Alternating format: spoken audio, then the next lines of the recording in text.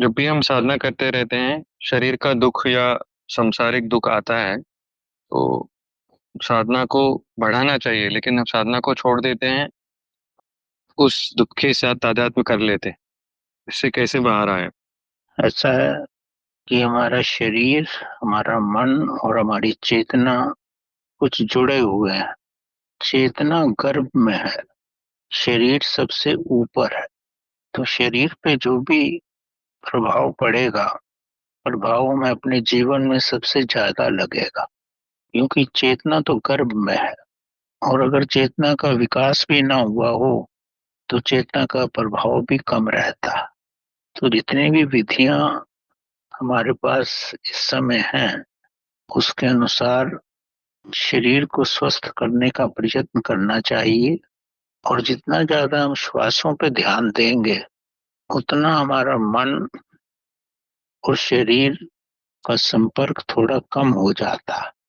जब मन और शरीर का संपर्क कम होता है, आत्मा के विकास में फलता थोड़ी ज्यादा मिलती है।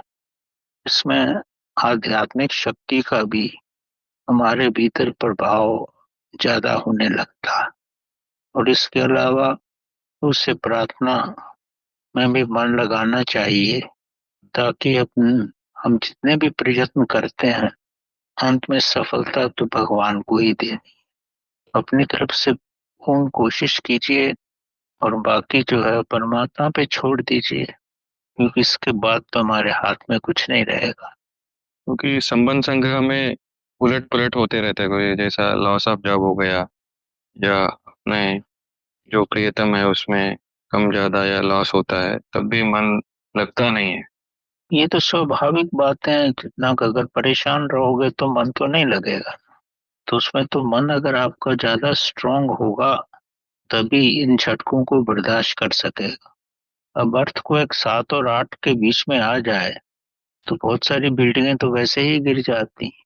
और जो बिल्डिंगें ज्यादा स्ट्रांग रहती हैं वही ज्यादा अर्थक्वेक को सह सकती हैं। तो ये तो जीवन के भूकंप है। ये तो अपने मन को सबसे पहले तो स्ट्रांग करना, और फिर आत्मा के साथ रहना।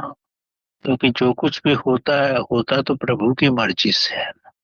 हम लोगों के हाथ में क्या है? उसकी इच्छा के बिना तो पत्ता भी नहीं मिलता। वो हमको जिस अवस्था में रखना चाहता है, उसी अवस्था में रहना पड़ेगा।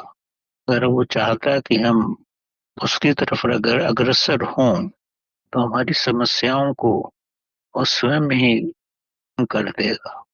अगर हम उसकी तरफ वो नहीं चाहता कि हम अग्रसर हों, तो हमारी समस्याएं किसी न किसी रूप में ज्यादा आ जाएंगी और हमारे बस में कुछ नहीं रहेगा।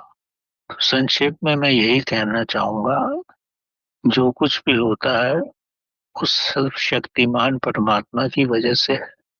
वो आत्मा के रूप में हमारे अंदर है। जितना ज्यादा हम आत्मा के साथ रहेंगे, उतना ही ज्यादा वो हमारा ध्यान रखेगा, जैसे माँ अपने बच्चे का रखती है। कोशिश ये करो, अपनी आत्मा के साथ रहने का प्रयत्न करो। उससे ही सफलता मिलने का के अवसर ज्यादा है।